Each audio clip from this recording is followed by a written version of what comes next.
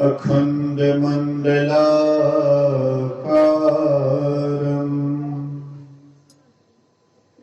व्याप्तं येन चराचरम् तत्पदं दर्शितं येन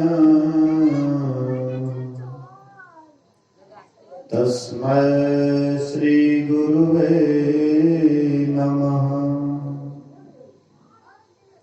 धन्य धन्य सतगुरु सुखदा महिमा कही ना जाए। जो कछु कहो तुम्हारी कृपा मौतें कछु न बसाए। सर्वत्र सर्वदा वर्तमान सद्गुरु महाराज जी के पावन चरणों में कोटि कोटि नमन। उपस्थित गुरुजन, धर्म प्रेमी सत्संगी बंधुओं, पूजनीय माताओं तथा भक्तिमती बहनों, आप सबों को मालूम ही है यह जो सत्संग हो रहा है किस हेतु से हो रहा है। नव दुल्हन की आगमन हुई है। हम आप जब दीपावली का समय आता है तो प्रायः बुजुर्ग लोग बच्चे लोगों को सिखलाते हैं कि कहो घर लक्ष्मी बाहर दरिद्र, घर लक्ष्मी बाहर दरिद्र। बच्चे को सिखाते हैं, लेकिन केवल कहने से ना तो घर से दरिद्र निकलता है और ना ही लक्ष्मी आती है। लक्ष्मी कब आती है?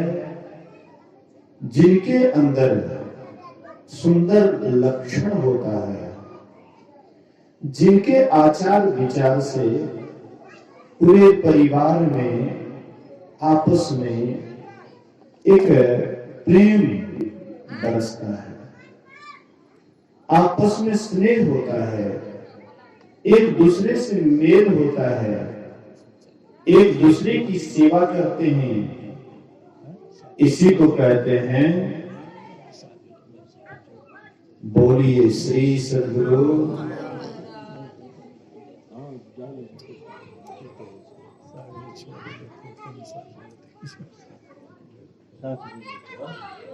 अच्छा की हेतु से जाने छे। अच्छा वो हमें जाने छे केना हेतै हमें जाने छे। ग्राहको रहे छे वहन ने तो धन्य रहे छे। हाँ ओकर पंडाल भरल है जतऽ से लिए है ओकर लोग जरगर तो नीक तो बड़ा लागले ओकरा छोड़ के आबि गेली है। तऽ कनिटा उदासी कटे छे तो खैर कोनो बात नहीं छे। हमरा जे काम छे वो करना छे। तो आइए हम आप सुन रहे थे कि जिनके अंदर सुंदर लक्षण होता है, जो आचार विचार के पवित्र होते हैं, जिनके व्यवहार से पूरे परिवार में आपस में मेल होता है, किसी से द्वेष भाव नहीं रखते हैं, सबकी यथा योग्य सेवा करते हैं, ऐसे जो लक्ष्मी आती है तो सही में इसी को कहा गया है घर लक्ष्मी। तब दरिद्र भाग जाता है। ऐसी लक्ष्मी जब घर में आती है तो आपके घर के अंदर जो दरिद्र होता है वह भाग जाता है, क्योंकि जहां पर लक्ष्मी का निवास होगा तो वहां पर दरिद्र नहीं रह पाते। दरिद्र वहां रहते जहां लक्ष्मी नहीं रहती है। और लक्ष्मी भी वहां रहती है जहां विष्णु का गुणगान होता है। जहां विष्णु है तो वहां पर लक्ष्मी है, जहां लक्ष्मी है तो वहां पर धन संपत्ति की वृद्धि होती है, आपस में मेल होता है, प्रेम होता है। लोग स्वर्ग की बात करते हैं, कहते हैं कि स्वर्ग होता है।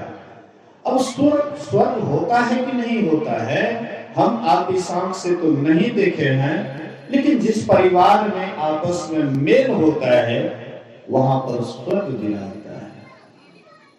मैं बहुत जगह जाता हूं सत्संग करने के लिए, लेकिन देखता हूं जहां पर आपस में प्रेम होता है, एक दूसरे की सेवा सुरक्षा करने के लिए जानते हैं, तो वहां पर देखता हूं कि बहुत सुंदर ढंग से उसका परिवार चल रहा है। इसलिए संत महापुरुष कहते हैं कि ऐसे शुभ लक्षण वाले हमारे यहाँ नव दुल्हन आए तो सही में वह घर को लक्ष्मी जैसे बना देती है। एक राजा था, तो राजा की पुत्री गए स्नान करने के लिए पोखर के महार पर, और अपना कीमती चंद्रहार वहां पर खोल करके रख दी। एक गरीब ब्राह्मण था, बेचारे मांग मांग करके लाते थे और परिवार का भरण पोषण करते थे। 3 लड़का था उनको, 2 लड़के का शादी हो गया था, लेकिन तीसरे लड़के का जो शादी हुआ, कोई अच्छे खानदान में शादी हो जाती है, सुंदर आचार विचार के, जिनके माता पिता थे, ऐसे खानदान में उनकी शादी हो जाती है, सत्संगी परिवार में शादी हो जाती है। और जब वह छोटे लड़के का शादी होकर के नव दुल्हन आती है, तो घर के रीति रिवाज को देख करके उनको अच्छा नहीं लगता था, क्योंकि जैसे ही ब्राह्मण मांग करके लाते थे और जैसे ही धान को कूटते थे, छांटते फटकते थे, तविये से मुट्ठी गब्बा शुरू हो जाता था। कोई एक मुट्ठी ले लिए तो फाटने लगे, कोई एक आध मुट्ठी लेकर के ऐसे इधर से उधर लेकर के चले गए। मतलब ये सब देख करके उनको अच्छा नहीं लगता था, पवित्रता नहीं देखे, जूठा पुठा कोई हिसाब किताब नहीं। तो वह नव दुल्हन 2-4 रोज तो किसी तरह से रही, और एक दिन वह अपने ससुर जी से कहती है, पिताजी आप जो भी कुछ मांग करके लाते हैं आप मेरे हाथ में दीजिए, आप हमें सौंप दीजिए, और मैं ही पूरे परिवार का भोजन वगैरह बनाऊंगी। ब्राह्मण कहते हैं कि तुम तो अभी 2-4 रोज ही तुम आई हुई है, कुछ दिन के बाद तुम ही करना। बोले कि नहीं, हमको देखा नहीं जा रहा है, मेरे परिवार में कोई मतलब सुचाचार का ठिकाना नहीं है, पवित्रता नहीं है। जहां पर पवित्रता नहीं है वहां पर तो दरिद्रनी रहती है, वह परिवार दरिद्र हो जाता है, खाने की एक एक दाने के लिए तरसते हैं। इसलिए हमें सौंप दीजिए। बोले अच्छा, जब तुम्हारी यही इच्छा है तो चलो। तो कहीं से भी कुछ मांग करके लाते थे, तो ये अपने से कुछ छांट करके बनाती थी। जैसे कोई मच्छी गोवा लेने लग जाते थे, उसको मना कर देते थे कि देखिए, जब तक मैं भोजन बना करके आप लोगों को परोस करके नहीं दूंगी, तब तक कोई हाथ मत लगाइए। प्रेम से सबको कह दिए तो लोग मान गए। उसके बाद जब वह प्रेम से भोजन बनाती है, जैसे ही कूटने लग जाती है तो मंत्र जप करने लग जाती है। बोलिए श्री सद्गुरु महाराज की जय। अति पावन गुरु मंत्र मन ही मन जाप जपो, उपकारी गुरु रूप को मानस ध्यान थको। देवी देव समस्त पुरन ब्रह्म परम राम प्रभु, गुरु में करे निवास, कहत हैं संत सबो। वह क्या करती है, जैसे कुटना चालू करती है वैसे ही मंत्र जाप करना शुरू कर देती है। जैसे ही आटा शांति है, मंत्र जाप करती है। गुलिया काटती है, मंत्र जाप करती है। रोटी बेलती है, मंत्र जाप करती है। रोटी को उल्टाती पुल्टाती है, मंत्र जाप करती है। परोसने के लिए थाली में परोसती है, मंत्र जाप करती है। थाली उठा करके देती है, मंत्र जाप करती है। मतलब वह जो सत्संगी परिवार से आई, बराबर जप करते हुए कोई भी काम करती थी, बराबर जप करते हुए करती थी। धीरे धीरे पूरे परिवार का पेट भरने लगा। बोलिए श्री सद्गुरु महाराज की जय। इससे पहले लोगों का पेट नहीं भरता था, जैसे तैसे जीवन बीत रहा था। लेकिन जब से वह संस्कारी बच्ची आई, तब से परिवार में एक अलग शांति वातावरण हो गया। और धीरे धीरे जब वह भोजन बना करके देने लगी, पूरे परिवार लोग संतुष्ट होने लगे।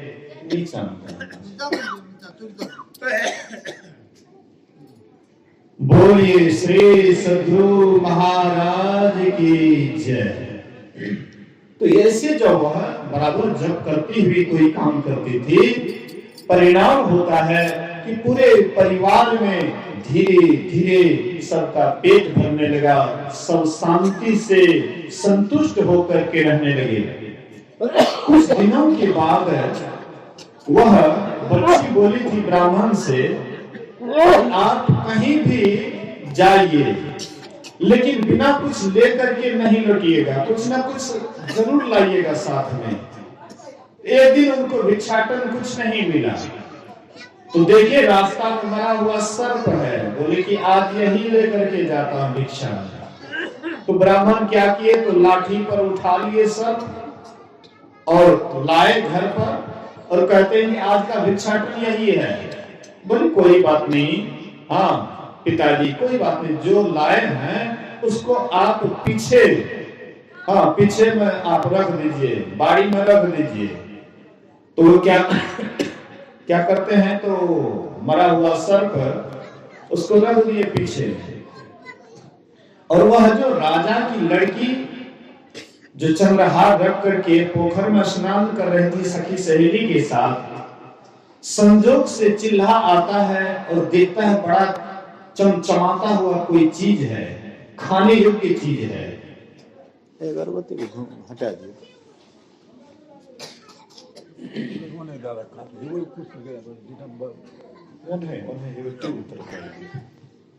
बोलिए श्री सद्गुरु।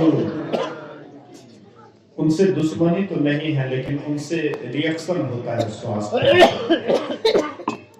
बोलिए श्री सद्गुरु महाराज की जय। बैठो सब आदमी बैठ करके सुनिए, जो भी अगल बगल में है थोड़ी देर के लिए सब आदमी आइए। अरे कितना दिन पर मौका मिला है यहाँ आने का। 6 महीना साल भर तो कभी मौका मिलता है। इसीलिए इस मौका का थोड़ा लाभ ले लीजिए। आप ऐसा नहीं सोचिएगा कि हमरे सामने में बाढ़े हैं, जन्मे हैं तो क्या। देखिए ज्ञान ये मेरा नहीं है, यह ज्ञान गुरु महाराज का है। और वही अनमोल ज्ञान मैंने जो सीखा है संत महात्माओं के सानिध्य में रह करके, वही ज्ञान आप लोगों को थोड़ा सा दे रहा हूं। इसलिए गुरु महाराज जी का प्रसाद समझ करके इनको ग्रहण कीजिएगा, तो जरूर है कि हम लोगों का कल्याण होगा। एक बार सब आदमी जयकार करें, बोलिए श्री सद्गुरु। तो वह राजकुमारी जैसे सखी सहेली के साथ स्नान करने के लिए जाती है और उसका चंद्रहार लेकर के चिल्हा उड़ जाता है। अब वह महार पोखर में से आई, महार पर देखती है तो चंद्रहार नहीं है। अब तो ये रोती हुई जाती है अपने पिताजी के पास, राजा के पास, और कहती है पिताजी ऐसी ऐसी बात है। राजा पूरा गांव में ढिंढोरा पिटवा दिए। और वह चिल्हा जो आ रहा था चंद्रहार को मुंह में लेकर के, लोल में लेकर के, और उसको जो दबाता था, वाह बढ़िया निकल गया। इन लोगों का सत्संग जो है हमसे भी आगे है। देखिए एक बार वो चिल्लाया तो सबका ध्यान उधर बढ़ा चला गया। बोलिए श्री सद्गुरु, ध्यान दीजिएगा। तो वह चिल्हा जो मुंह में लेकर के जा रहा था, लेकिन उसको जो दबाया तो दबाया नहीं जा रहा था। तो चिल्हा सोचा कि शायद ये लगता खाने वाली वस्तु नहीं है, पछताने लगे चिल्हा। और रास्ते में जाते जाते वही मरा हुआ सर्प पर उसका नजर पड़ जाता है। तो वह चिल्हा आया और वहां पर चंद्रहार को गिरा दिए और सर्प को लेकर के उड़ गए। और उधर राजा पूरे नगर में ढिंढोरा पीट देते हैं कि जिनको भी चंद्रहार मिला है, मेरी लड़की का, राजकुमारी का जिनको भी चंद्रहार मिला है, अगर वे चंद्रहार हमको लौटा देंगे तो उसको मुंह मांगा दान देंगे। ओकरा लागे छे यथी एक ऑफे करबी भेदा छे। हां ओकरा ऑफे कह दिया। बोलिए श्री सद्गुरु महाराज की जय। बस ना रहेगी ना बाजेगी बांसुरी। बोलिए श्री सद्गुरु महाराज की जय। तो पूरे राज्य में यह ढिंढोरा पीट दिए। तो वहां पर उनकी पोतहू सुबह में जब उठती है तो मतलब जितना भी झाड़ू वगैरह दी थी, कूड़ा करकट था, उसको बर्तन में लेकर के गई कूड़ा वाला जगह पर फेंकने के लिए। तो देखती वहां पर चमचमाता हुआ चंद्रहार पड़ा हुआ है। तो वह चंद्रहार ले लेती है और उसको बढ़िया से सुरक्षित जगह में रख देती है। उसके बाद ये ब्राह्मण भी सभा में गए। बैठक क्या करिए दे। जय गुरु महाराज। श्री सद्गुरु गोसाई सब नहीं माने बोला छे। बोलिए श्री सद्गुरु महाराज की जय। तो ब्राह्मण भी उस सभा में गए थे, उनको भी मालूम हुआ। तो वह घर पर आकर के बोले कि ऐसी ऐसी बात है, राजा पूरे राज्य में ढिंढोरा पीट दिए हैं कि अगर किसी को चंद्रहार मिला है और वे अगर लौटा देंगे तो उसको मुंह मांगा दान देंगे। जो भी वे मांग लेंगे उनको वही चीज दे देंगे। तो अपने पोतों के पास बोले तो छोटी बहू बोलती है, छोटी पोतों बोलती है कि बाबूजी वह चंद्रहार मुझे मिला है। तो बोले कि लाओ हम दे देंगे। बोले कि मैं आपको नहीं देंगे, मैं अपने से राजा को वह चंद्रहार दूंगी, भरी सभा में मैं अपने से दूंगी। तो सभा लगा, वहां पर गए ब्राह्मण, कहते हैं कि देखिए आपकी बेटी का चंद्रहार मेरी पोतहू को मिली है। ईमानदार आदमी था, वह छिपाई नहीं, मिला तो बोल गई कि हाँ हमें मिला है। क्योंकि जो सच्चे आदमी होते हैं, अच्छे आदमी होते हैं, वे किसी के धन से लोभ नहीं करते। मिला तो उसको सुरक्षित रख दिया और बता भी दिया कि मिला है। तो राजा को जैसे बोले हुए ब्राह्मण बोले कि आपकी पोतहू हुई तो मेरी भी पोतहू हुई, इसलिए उसके लिए एक डोली की व्यवस्था किए, कहार उसमें दिए और बोले कि उसको डोली में बैठा करके लाया जाए राजसभा में कि वह कैसी है, कितना ईमानदार है। ये करोड़ों की संपत्ति चंद्रहार, लेकिन वह मतलब नहीं छिपा करके रखी, प्रकट कर दी है। इसलिए ऐसे पोतहू को हम लोग भी देखना चाहते हैं। तो सभा लगी हुई थी, डोली में बिठा करके लाया गया ब्राह्मण की छोटी पोतहू को। और सभा के बीच में जब उसे बाहर निकली तब राजा पूछते हैं कि बेटी, बहू, क्या तुम्हें राजकुमारी का चंद्रहार मिला है? बोले कि हाँ राजा साहब, चंद्रहार मिला है। बोले कि मेरा प्रतिज्ञा है कि जो कोई भी मेरी पुत्री का चंद्रहार देंगे उसको मोहमांगा दान देंगे, इसलिए पुत्री मांगो, तुमको क्या चाहिए? तो वह कहती है कि राजा साहब, हमें नहीं धन चाहिए, ना दौलत चाहिए, ना रुपया पैसा, कुछ भी नहीं चाहिए। तो बेटी चाहिए तुमको क्या? बोले कि केवल आप मेरे दरवाजे पर 7 दिन का सत्संग ध्यान करवा दीजिए, बाबा लोगों को बुला करके। बोलिए श्री सद्गुरु महाराज की जय। 7 दिन तक सप्ताह ध्यान, हाँ 7 दिन तक लगातार 5 समय ध्यान और 3 समय सत्संग। हाँ, सत्संगी लोगों को भी जो भी खर्चा बर्चा होगा आप उसका व्यवस्था कर दीजिए, यही मेरी इच्छा है। बाद बाकी ना सोना चाहिए, ना चांदी चाहिए, ना हीरे जवाहरात, कुछ भी नहीं चाहिए। बोले कि बेटी तुम जो आज मांगोगी वह सब कुछ तुमको दे देंगे, लेकिन तुम तो मेरे पास आकर की कौन सी बड़ी बात मांग ली है?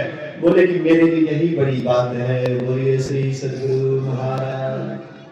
जो जिसके मर्म को जानते हैं वही उसको मांगते हैं, जो जानवे नहीं करेंगे क्या मानेंगे? जबरी ही हीरे जवाहरात की परख जानते हैं। अब बगल से कोई साग बेचने वाला को हीरा जवाहरात मिल जाए तो क्या करेंगे? इस लाइट को, कोई लाइट वाले हैं तो इसको बढ़िया से व्यवस्था कीजिए। कभी लाइट बढ़ता है, कभी बुता जाता है, इसलिए लाइट को ठीक कीजिए, या नहीं तो बंदे कर दीजिए। जलता है तो ठीक है, नहीं तो बिल्कुल बंद। चुप करता है, लोगों को धोखा होती है। एक बार सब आदमी जयकार करें, बोलिए श्री सद्गुरु। बच्चा सब जो है, जितने भी बच्चा है, सब आदमी एक बार गुरु महाराज का सब नाम लो तो श्री सद्गुरु महाराज की। तो देखिए कहते क्या है, तो राजकुमार ये राजा कहते हैं कि बेटी तुम मेरे पास आकर के और ये क्या मांग रही है? सोना मांगो, चांदी मांगो, हीरे जवाहरात मांगो। बोले कि हीरे जवाहरात से बढ़ करके मेरे लिए सत्संग ध्यान है और मुझे कुछ नहीं चाहिए। बोले कि कोई बात नहीं है, तुम्हारे यहाँ खूब बढ़िया से और 7 दिन तक लगातार एकदम सत्संग ध्यान होगा। हाँ, बाबा लोग भी ढेर आएंगे। खूब बढ़िया मंच का व्यवस्था किया गया, हाँ स्पीकर लगाया गया, दूर दूर के सत्संगी लोगों को इनवाइट किया गया, सब के सब आए और 7 दिन तक लगातार पंचकालीन ध्यान और त्रिकालीन सत्संग शुरू होता है। जैसे ही पहला दिन, पहले वक्त का सत्संग सुबह वाला शुरू होता है, वैसे ही वह नव दुल्हन अपने दरवाजे के गेट पर ही खड़ी थी। घर से एकदम काली कलौटी राक्षसनी की तरह बाल बिखरे हुए और बड़का बड़का दांत एकदम उधर से निकलती है। ये कहती है कि तू कौन है और घर में तू क्यों थी? बोले कि बहन, मैं दरिद्रिणी राक्षसी हूँ, मेरी नाम दरिद्रिणी है, राक्षसनी हूँ। जिस घर में जाती हूँ कंगाल कर देती हूँ। बोलिए श्री सद्गुरु महाराज की। दर दर का उसको भिखारी बना देती हूँ, एक एक अन्न के लिए तरसाती हूँ। मैं राक्षसी हूँ, मैं दरिद्रिणी हूँ, इसलिए बहन। बोले कि फिर तुम घर से काहे निकल रही है? आराम से रहो। बोले कि अब हमको बर्दाश्त नहीं हो रहा है, अब जो संत महात्मा का जो वचन हो रहा है, संतों का जो अमृत वचन हो रहा है, वो तो हमको लगता है विष के समान कान में, लगता है कि हमारे कान में कोई शीशा पोत रहा है, इसलिए बहन अब हम नहीं रहेंगे। बोले कि नहीं रहो। बोले कि नहीं रहेंगे, क्षमा कर दो। बोले कि प्रतिज्ञा कर, आज दिन से तुम कभी भी इस घर में आएगी भी लौट करके? बोले कि बहन, जब तक सत्संग ध्यान, जब तक भगवान का गुणगान, जब तक गुरु महाराज जी की चर्चा होते रहेंगे, बहन मैं तुमको वचन देती हूँ कि मैं कभी भी इस घर में नहीं आऊंगी। बोलिए श्री सद्गुरु महाराज, कभी नहीं आऊंगी। ठीक है, वचन दे दिए। अब थोड़ी देर के बाद देखते हैं कि 16 श्रृंगार किए हुए, लगता तो शरीर से ज्योति निकलती है, एकदम सुंदर साड़ी पहनी हुई, 16 श्रृंगार की हुई उधर से आ रही है, अब घर में घुसने लगी। फिर कहती तू कौन है, इधर घर में क्यों घुस रही है? बोले कि बहन मैं लक्ष्मी हूँ, मैं लक्ष्मी हूँ। बोले कि इतना दिन से कहाँ थी? बोले कि उस दरिद्री राक्षसी जहाँ रहती है वहां पर मैं नहीं रहती हूँ, अब वो खाली कर दी है। अब संत महात्मा का वचन हो रहा है, और जहां पर भगवान का गुणगान होता है, जहां पर सत्संग ध्यान की चर्चा होती है, संतवाणी गाया जाता है, संतवाणी की व्याख्या होती है, बहन मैं वहीं पर निवास करती हूँ। बोलिए श्री सद्गुरु महाराज। जहां मेरे पति रहेंगे वहीं न मैं रहूंगी। मेरे पति विष्णु भगवान हैं, अब विष्णु का जहां गुणगान होता है तो लक्ष्मी बिना विष्णु के थोड़े रहेंगे, इसलिए मेरे पति का गुणगान हो रहा है, इसलिए ये तो मेरा ही घर है, अब मैं इसी घर में रहूंगी। बोले कि प्रतिज्ञा कर, आज दिन से तुम इस घर से निकलेगी भी?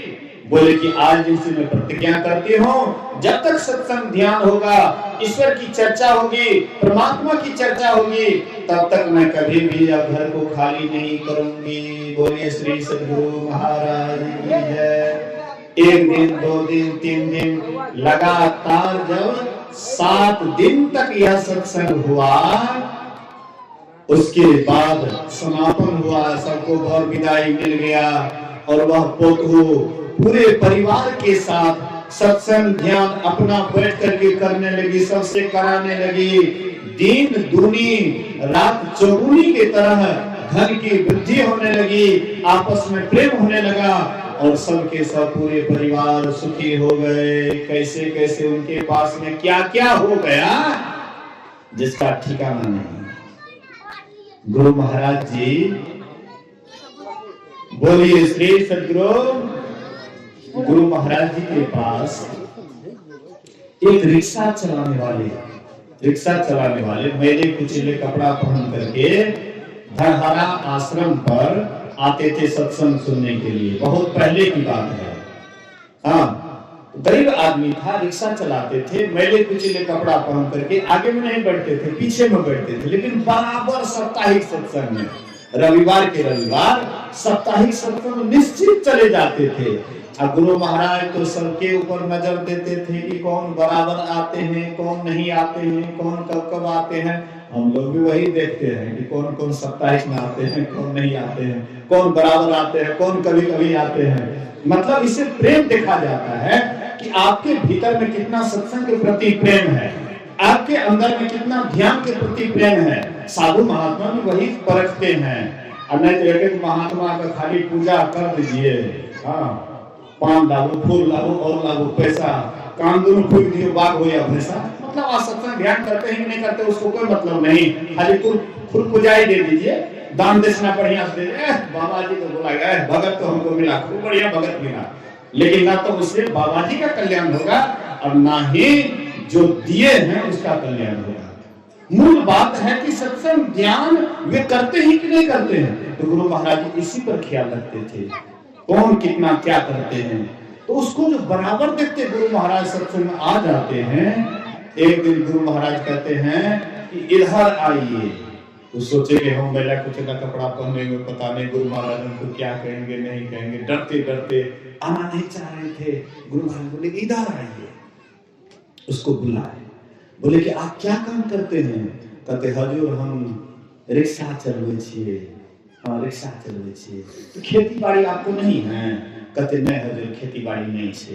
तो आप उस समय में लोगों को जमीन बनाया था, गुरु महाराज के समय में बहुत जमीन पड़ा हुआ था।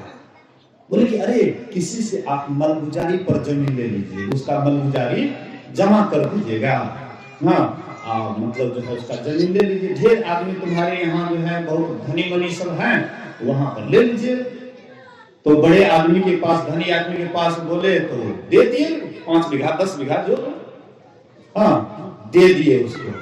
अब गुरु महाराज बोले कि उसमें अहवा लगाओ, बोलिए श्री सद्गुरु महाराज। तो वह क्या किया, गुरु महाराज की आज्ञा हुई, अहवा लगाए। इतना अहवा उसमें फला, इतना अहवा फला, गाड़ी का गाड़ी बेचने लगे।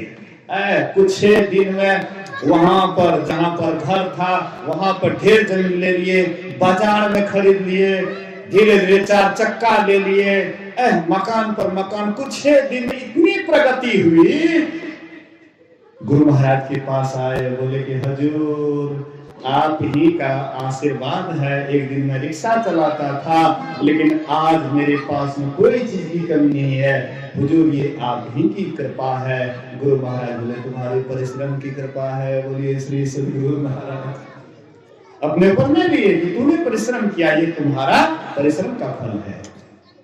तो संत महात्मा का कैसे आशीर्वाद आपको मिल जाएगा इसका कोई ठिकाना नहीं है। इसीलिए लोग सत्संग में आते हैं, सोचते हैं सत्संग में जाएंगे लाभ होगा, लेकिन जब लाभ नहीं देखते हैं तो मन में सोचते हैं सत्संग के लिए तो लाभ तो कुछ और नहीं मिले। त्या लगे लोग सब कहला हे जैसे सत्संग में जाए छे देखा में पेट खातिर जाए छे सत्संग में, खाए खातिर गेले सत्संग में, सब काम धाम छोड़ दिलके आ देखा ना पेट खातिर बोगाल घुरे छे। लेकिन जो रहस्य को नहीं जानते हैं वे तो यही कहेंगे, लेकिन जो इस रहस्य को जानते हैं, आज तक भी जो कोई महान व्यक्ति हुआ है यही सत्संग करके हुआ है। गुरु महाराज जी जहां रहते थे सत्संग करते रहते थे, अपना भी समझते थे और दूसरे को भी समझाने का कोशिश करते थे। जीवन भर गुरु महाराज जी सत्संग करते रह गए और हम लोगों को भी गुरु महाराज यही उपदेश देकर के गए कि बराबर सत्संग करोगे तुम्हारा सब काम बन जाएगा। नित्य प्रति सत्संग कर ले प्यारा, तेरा कार सर सारा। नित्य प्रति सत्संग कर ले प्यारा, तेरा कार सर सारा। सारे कार्य को निर्णय करके धर चेतन धारा, धर चेतन धारा पिंड के पारा। दसम दुआरे का धर चेतन धारा पिंड के पारा। दसम दुआरे का जो भी जगी जावे अति सुख पावे, सब सहारे का। लख बिंदु नाद त्रैबंद देके, सुनो सुनो में ब्रह्मनाद का धरो सहारा। आपन तन नहीं। सत्संग अगर आप कभी नहीं छोड़िए, बराबर अगर आप सत्संग करते रहिए, आपके पास में कोई चीज की कमी नहीं होगी। ना तो धन की कमी होगी, ना ही सुख शांति की कमी होगी। दिन प्रतिदिन आपके अंदर ये सब चीज की वृद्धि होती जाएंगे। गुरु महाराज एक बार जा रहे थे, एक स्टेशन पर रुके हुए थे, गाड़ी के इंतजार में थे। गाड़ी अभी विलंब थी, 1 आध घंटा। 4-5 युवक आ गए और गुरु महाराज से पूछते हैं कि आप जो सत्संग का प्रचार करते हैं इससे क्या लाभ होता है, सत्संग करने से क्या लाभ होता है? तो गुरु महाराज कहते हैं मति की रति गति भूति भलाई, जब जेहि जतन जहां जेहि पाए, सो जानब सत्संग प्रभाओ, लोकहु वेद न आन उपाओ।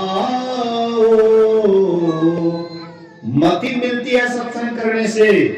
मति किसको कहते हैं? बुद्धि, सुंदर बुद्धि। आपके अंदर में सुबुद्धि होगी।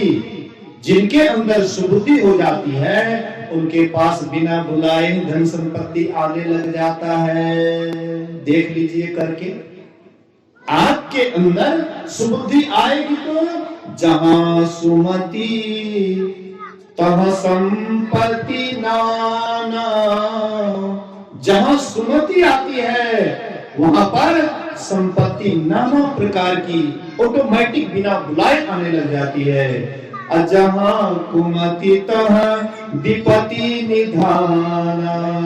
और जहां पर कुमति होती है वहां पर आई हुई संपत्ति भी भाग जाती है। इसलिए संत महापुरुष कहते हैं कि सत्संग करो, सत्संग से लाभ होता है, कुसंगति से हानि होती है। हम कुसंगति में बहुत फालतू समय व्यतीत करते हैं, लेकिन सत्संग में समय नहीं देना चाहते हैं। बोलिए श्री सद्गुरु।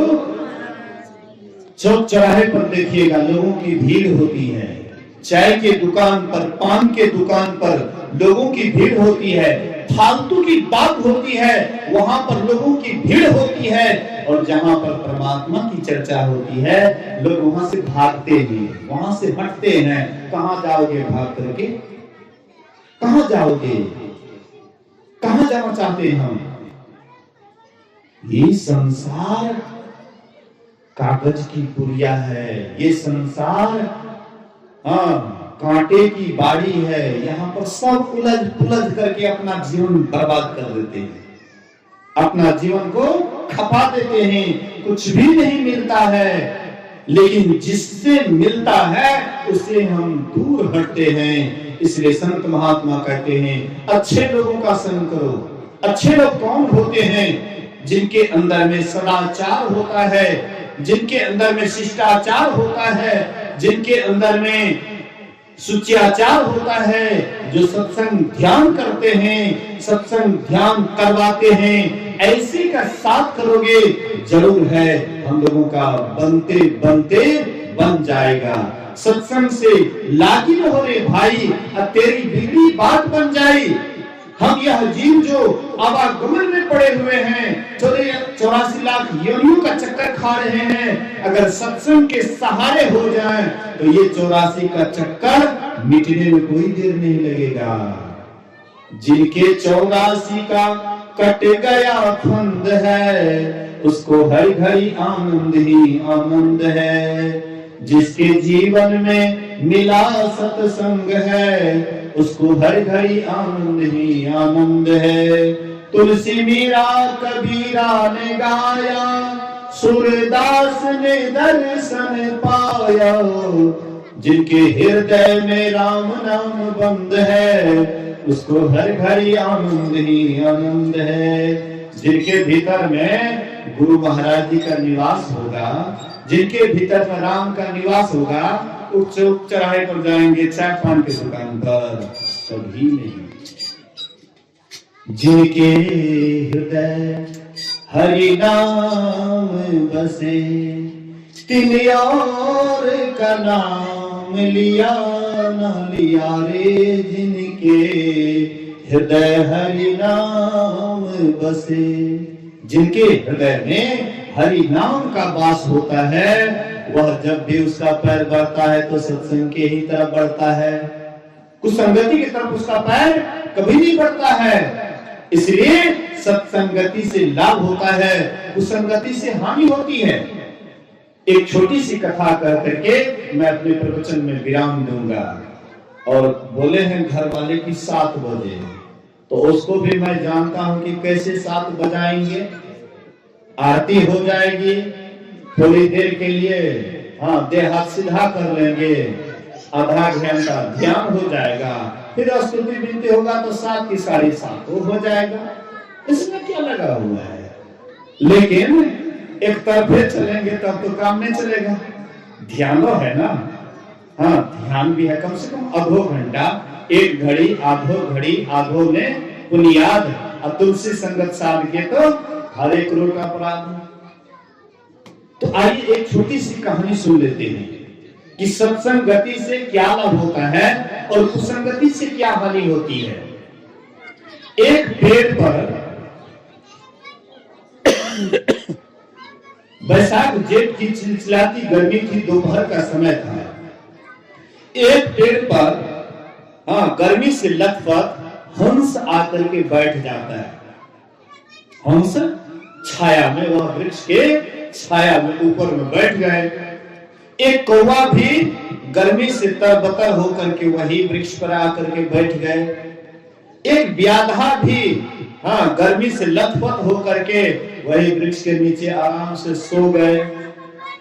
तो मतलब जो है कौवा जो होता है उच्छृंखल स्वभाव का होता है, इसलिए कौवा क्या करता है, कुछ देर के बाद विष्ठा कर देते हैं, पैखाना कर दिए, और वह पैखाना वह व्याधा के शरीर पर पड़ता है। तो व्याधा ऊपर की तरफ देखते हैं तो देखा कि ऊपर में हंस ही मेरे ऊपर विष्ठा किए हैं।